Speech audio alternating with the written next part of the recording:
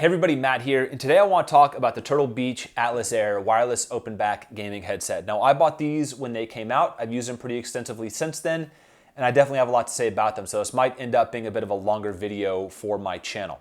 However, as always, if you don't want to watch the entire video, here are my final thoughts. I honestly think the audio quality alone on this headset might warrant the $108 price tag. It is that freaking good.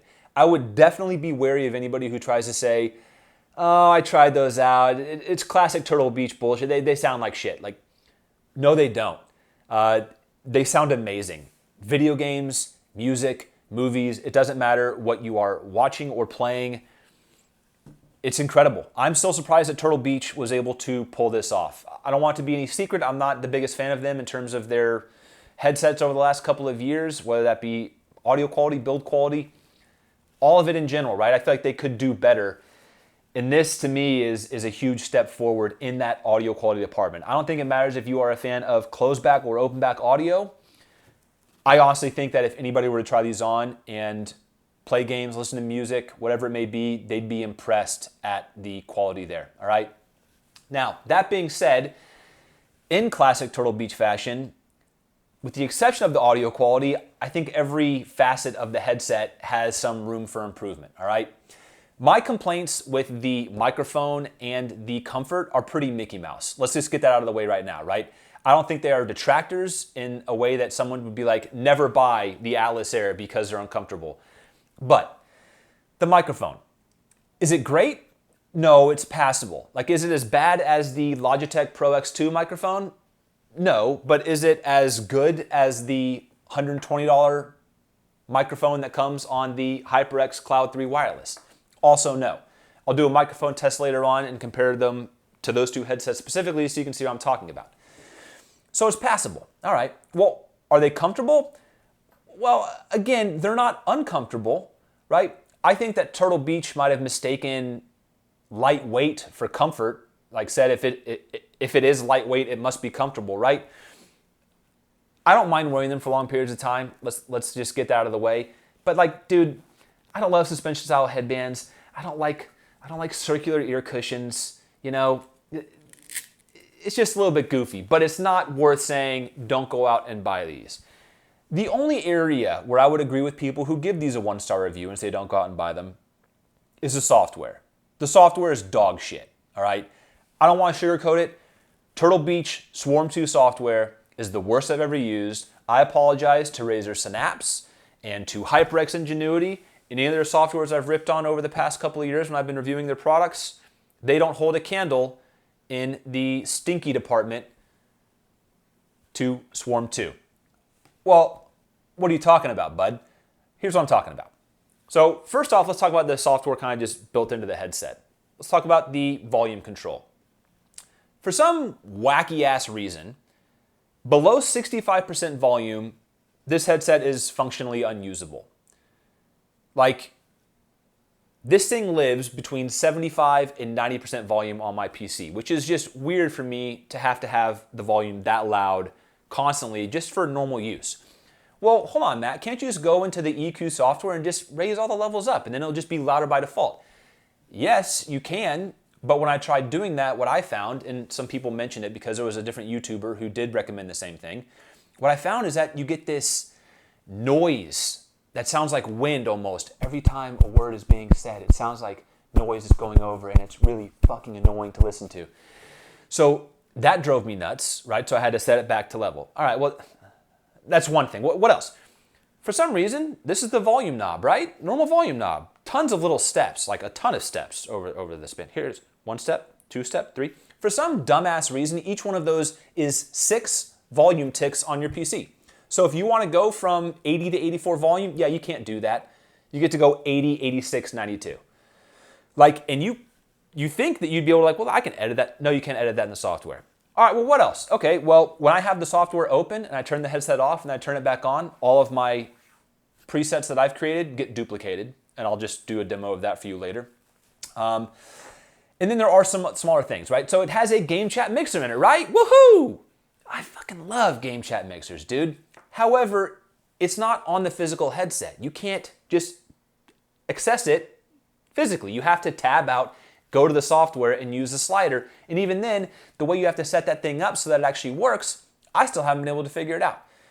But if you're gonna have a game chat mixer, it kind of needs to be on the headset. Otherwise, I can just tab out and go to Discord and lower the volume of the people there themselves, right? Like, kind of defeats the entire purpose, all right? And then yes, it does have Bluetooth capability, but it's the kind that I'm not the biggest fan of, which is where you can either have it connected to your PC or to Bluetooth. You have to hit a button to swap between the two. So you can't be playing a video game, get a phone call, answer that call while playing the game and hearing that audio, hang up, you're back to that full volume. It doesn't do what the A50X or the SteelSeries Arctis Nova 7 can do, which is what I love when it comes to a good, well-done Bluetooth integration. So I'll go more into the software a little bit later to show you exactly what I'm talking about. But yeah, in my opinion, the software needs to be revisited. Like if you go and look at the reviews on Best Buy or Amazon from people who've actually bought this thing, I'm willing to bet you 80% of the 1-star and 2-star reviews all mention the software as their main detractor as to why they don't like this headset. So be aware of that. All of that being said, the software, my Mickey Mouse complaints with the microphone and the comfort, the audio quality trumps it all. I love a good open back headset, and dude, these sound awesome. Everything I played, from first-person shooters to games like Red Dead 2, Ghost of Tsushima, whatever it may be, they sound amazing. My favorite songs, I love it. Like I'm a huge fan of the PC38X. That's like one of the only headsets that stayed on my desk since the day I bought it. And these, I don't want to say that these are better, but my God, they sound awesome. All right, you gotta try it out for yourself. So I'm gonna break the video down into the regular sections. Feel free to jump around however you want to, but let's just jump into it. My thing that I want to say, like right off the bat, is that I hope that these sell well enough that other companies decide to take a look at wireless open back headsets and give a shot of their own. All right. I don't want the Turtle Beach Atlas Air to be the first and only wireless open back gaming headset that we got, all right? And before we go, well, there's already wireless. So I know there's wireless open back headphones out there, but in terms of a gaming headset with a microphone you could pick up from your local Best Buy, I want to see more of this, all right? So while these, I don't know if I would necessarily be throwing out to the masses like Thanksgiving turkeys, I do want people to buy it so that another company like HyperX or SteelSeries or even Astro Logitech tries to make one of their own, right? I'm still shocked that Turtle Beach was the first to give it a go.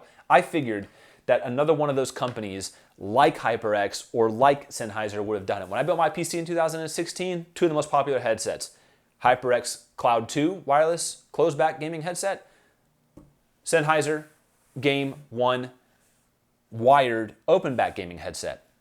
I had figured if this was a relatively easy thing to do, that either HyperX would have been like, well, shit, let's make an open back version of the Cloud 2s. Or Sennheiser would have been like, well, shit, let's make a wireless version of the Game 1s. Never happened, right? So this is what we got. So I hope it sells, all right? So you buy them. What do you get in the box? In the box, you get the headset itself, which does actually have a detachable microphone. Some people mentioned the fact that they thought it was tough to take the mic on and off. Wrong. You get the USB-A to USB-C charging cable. You get a 3.5 millimeter cable. Now, it's important to note for all my Xbox brethren out there, okay, this thing is only truly wireless with PC, PlayStation, Switch, and mobile. With the Xbox, you have to use the 3.5 millimeter cable, so be aware of that. You also have your little USB dongle, wireless receiver, and a carrying bag. My mom is blowing me up. Let's see what could be so important. Nothing. All right. So that's what comes in the box itself. Now, when you actually take these out, the first thing you are going to notice is how lightweight they are. I can't overstate that. It was probably the first thing that I was taken aback by before I even got to experience the audio quality on these. I do want to mention though, I don't think you're going to be fooled and be like, oh my God, how do these weigh so... The quality of them they don't feel cheap by any means, but boy, they don't feel premium either. You know what I mean? So just to put it into a little bit of perspective, these are the HyperX Cloud IIIs.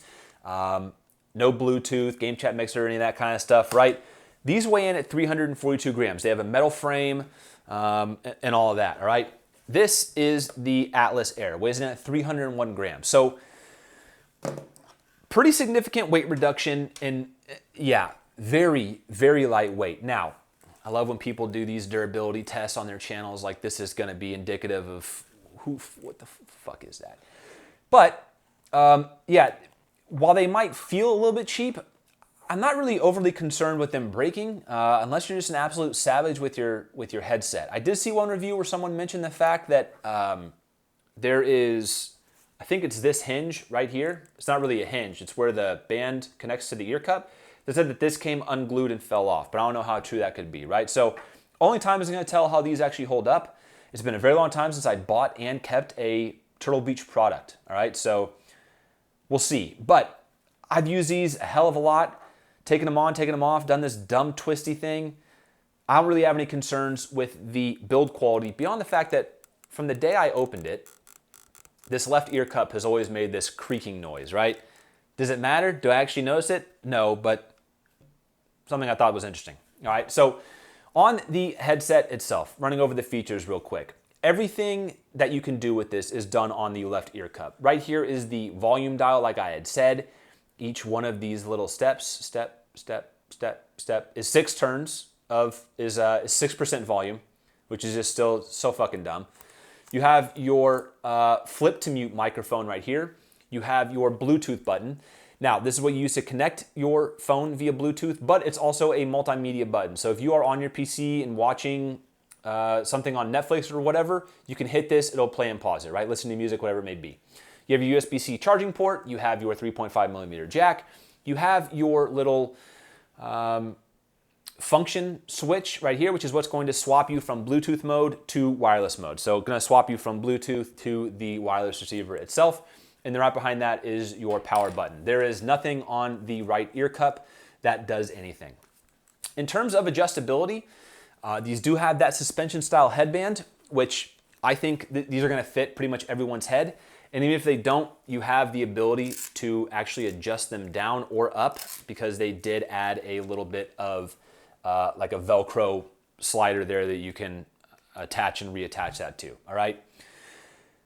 I think, like I had mentioned, that they definitely confused lightweight with comfortable. I don't find these to be uncomfortable, but there's a couple things I wish they had done. So first off, don't love suspension style headbands, never have, but let's get that out of the way. This doesn't like rest on my head or make them uncomfortable. I just don't love circular ear cups, all right? Someone else mentioned that in a review on Best Buy, and Turtle Beach replied talking about how it's impossible to make a product that makes everybody happy. I get that, but like, what's wrong with a good oval ear cup? You know what I mean? These fit my ears a lot better than circles do, right? So again, if you're nodding your head and you're being like, dude, this is the dumbest shit I've ever heard, you're correct. This is a Mickey Mouse complaint to the nth degree, all right? In terms of the microphone, I'll do a mic test here when I go over the software on the PC. But let's talk about the audio. I'm still just in awe of how good these sound. I stopped myself at the intro from saying that these sound better than the PC38X, but it might be blasphemy, but I really think they do. I did a bunch of blind tests with the PC38X and with these. The problem is you can't do them blind because it's easy as shit to tell which one you're wearing. You know what I mean? The sound profile on these is amazing, right? The EQ presets that you can mess around with, yeah, they're great, but even flat on the software, everything sounds great. My favorite songs sound better. TV shows, movies, video games. Yeah, I love it. And I don't want to have, for some reason lately, I feel like every time I make a headset review, people come in, they're like, I tried using those, I can't hear footsteps for shit. I made sure to play as many first-person shooters as I possibly could. The imaging on these is wonderful. I can tell if someone's over there, or directly behind me, or above me, or below me, whatever it may be, right? So I think they're awesome for shooters, but they are open back. Some of the dumber reviews I saw were people like, just, a lot of sound bleeds in. Yeah, they're open back. So if you're in a constantly noisy environment, first of all, I'm sorry. That sounds like hell. I would not want to be experiencing that. But for the rest of us who game in like relatively normal, quiet environments, I really think you would love these. Yeah, like I really do want to meet someone who's tried these on and can tell me objectively why they think they sound like crap. Because I think that'd be almost impossible to do. All right. So they sound amazing. Good job, Turtle Beach. I really can't believe they did it without any help. So that's it for the audio piece. All right, so running through the software really quickly. Right now I'm filming this with the microphone on the A50X. I know it's a little bit weird, but I want to be able to actually show the Atlas Air while I'm talking about it. So that's why we're doing that. Plus it's just best microphone I have on a gaming headset. So the software itself doesn't look crazy by any means when you log into it, all right? You have your master volume, superhuman hearing, all these kind of different settings, right? Problem is, so master volume. Watch the master volume and watch the volume on my PC as I scroll through this. Look at the drastic steps it takes from the tiny movements that I'm making on the ear cup itself. Like that is just goofy as hell to me. I'll never understand why they went with that decision, all right? And like I said, below 65%, it might as well be 15%, right? I can barely hear anything in this range in the first place, all right? You have superhuman hearing, which I don't know why Turtle Beach still has this. I think it sounds like absolute garbage. But what's really cool is that it's always enabled by default. So if you want to avoid that, make sure you set it to 0. At least it'll be enabled by default and set at 0. Here's your game chat mixer, but I couldn't get that to work. Most of the time when you have a game chat mixer, like the A50X, for example, right? You have A50X game, which is what I would set it to be the output on my PC. And then you have A50X voice, which is what the output would be in Discord. When I tried to apply the same thing to the Atlas Air, with the Atlas Air being the main one from the PC, and the virtual audio device from Discord, never could get this thing to work. But like I said, if I have to tab out to use this, I might as well just go to Discord and change those sliders right there anyways. I never found any real use for the chat boost or Waves 3D settings. High bandwidth audio left on by default. Mute microphone. I love that they have a mute microphone button on a headset with a flip to mute microphone, but hey, there you go. Sensitivity, mic monitoring, obviously that's huge for me. Always love having that on my wireless gaming headsets. Not as crucial on an open back, but still nice to have. And then your noise gate settings for the mic, along with high bandwidth audio as well. Here's the presets, okay?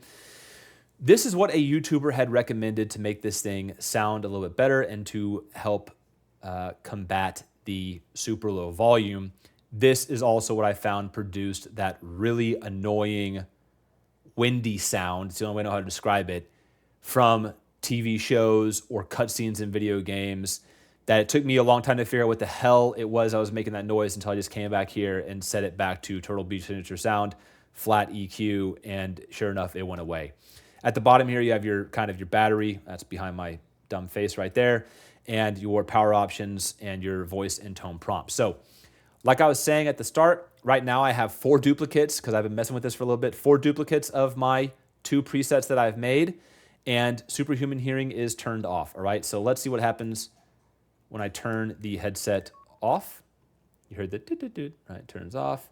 This will kick me back out here, no connection. Turn it back on. Wireless mode. It's like they got the South Park voice actor or something for that one. Click back in, and sure enough, superhuman hearing is turned back on by default. Thank you, Turtle Beach. I asked them in the Turtle Beach subreddit why the hell this is, and they said they were going to look into it. That was 17 years ago. Yeah, you just got to live with that one, I guess. And then look at that. It's a boy. We've got another duplicate boy into the family here. I don't know which one the original is. Frankly, I don't really give a shit. The software is working as intended, all right? So let's go ahead and do a microphone test and wrap it all up.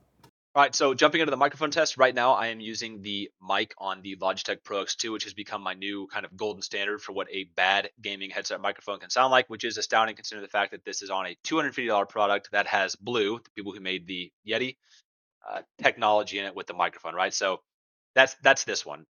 Not my favorite, all right? Let's jump over to the Atlas Air.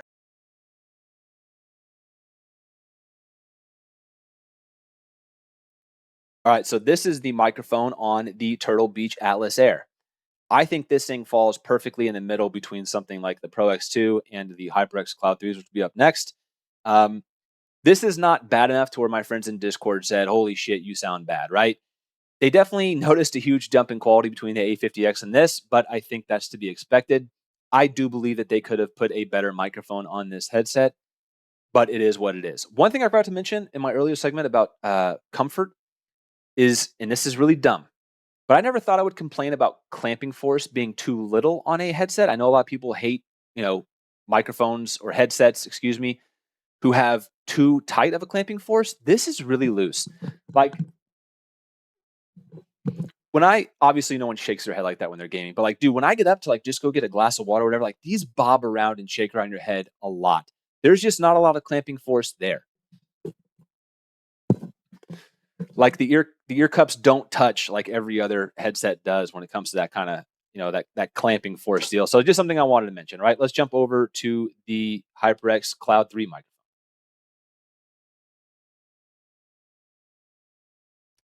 All right, so this is the microphone on the HyperX Cloud 3 wireless. I think this one is pretty damn solid, especially when you set it to that 32,000 hertz bandwidth on your PC, right? So solid quality from this. I think that like Turtle Beach could have achieved this level of quality. You know what I mean? Like $120, this thing's attachable to. I don't see any reason why it couldn't have been done. And then just to top it all off,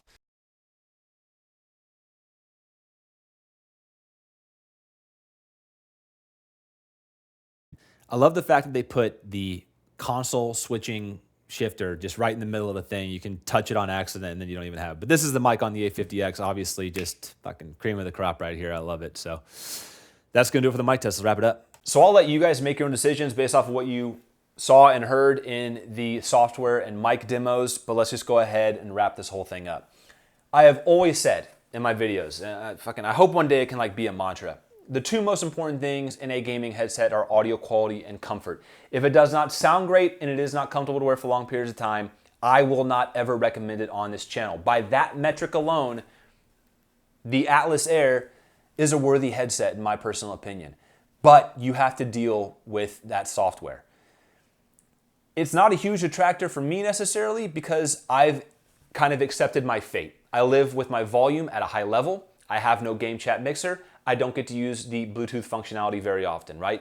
I'm okay with that because the audio quality is that good. Now, like I said, I hope these sell well enough that other companies try to take their own stab at it. Like if I could have this audio quality with the features of the A50X, I would gladly pay $300 for it, right?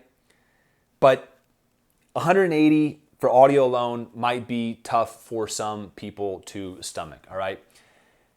This headset for me lives in a weird space because I don't use it every single night. If I'm in Discord talking to my friends, I'm using the headset with a better microphone that has a functional game chat mixer, the A50X, right? If I'm in need of an open back headset, typically I would default to the PC30X. So what these have become, in essence for me, as dumb as it is, and I accept that, is my first pair of wireless open back headphones. All play, maybe some like multiplayer shooters like CSGO or something like that and use the microphone that's built in on this. But for the most part, I find myself using these when my kid is asleep, I'm playing a single player game and I'm not talking to my friends, I don't need any of that kind of functionality, and it's just me having a good time, right? So that's where I like these. If you don't have a headset, if you're looking for a new one, if you're wanting to get into open back and you want to try it out, I really think that I think that most people would be happy with these, especially like I said, with that audio quality. Like, I don't know how big the Venn diagram is of people who love wireless headsets and love open back audio, but I hope it's big enough to get more products like this. I seriously, you can write in the chat, oh, damn Matt, you're a fucking idiot. I didn't think that these were possible.